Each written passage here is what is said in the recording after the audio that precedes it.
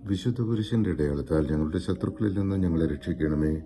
ഞങ്ങളുടെ തമ്പുരാനെ, പിതാവിന്റെയും പുത്രന്റെയും പരിശുദ്ധാത്മാവിന്റെയും നാമത്തിൽ ആമേൻ.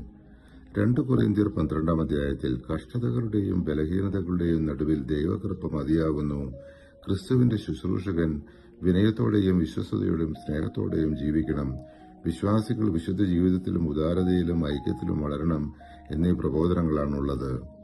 വെളിപാടുകളുടെ ആധിക്യത്താൽ ഞാൻ അധികം ആഹ്ലാദിക്കാതിരിക്കേണ്ടതിന് ശരീരത്തിലൊരു മുള്ള് എനിക്ക് നൽകപ്പെട്ടിരിക്കുന്നു.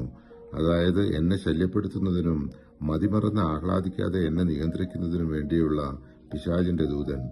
അത് എന്നെ വിട്ടകലാൻ വേണ്ടി 3 പ്രാവശ്യം ഞാൻ കർത്താവിനോട് അപേക്ഷിച്ചു.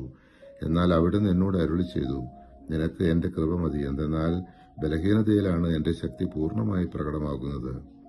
ക്രിസ്തുവിന്റെ ശക്തി എന്റെ മേൽ ആവസിക്കേണ്ടതിന് ഞാൻ പൂർവാധികം സന്തോഷത്തോടെ എന്റെ ബലഹീനതയെക്കുറിച്ച് പ്രശംസിക്കും. 12-ാം അധ്യായം 7 മുതൽ 9 വരെയുള്ള തിരുവചനങ്ങൾ.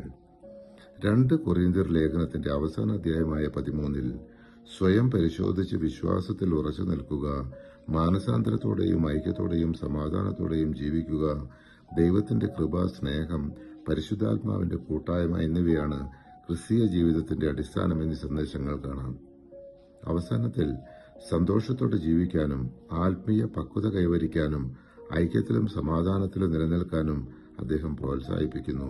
തുടർന്ന് പ്രസിദ്ധമായ ത്രിത്വ ആശീർവാദത്തോടെയാണ് ഈ ലേഖനം അവസാനിക്കുന്നത്.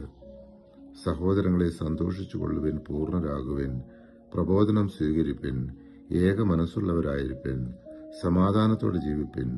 അപ്പോൾ സ്നേഹത്തിന്റെയും സമാധാനത്തിന്റെയും ദൈവം നിങ്ങളോടുകൂടെ ഇരിക്കും. 2 കൊരിന്ത്യർ 13-ാം അധ്യായം 11-ാം തിരുവചനം.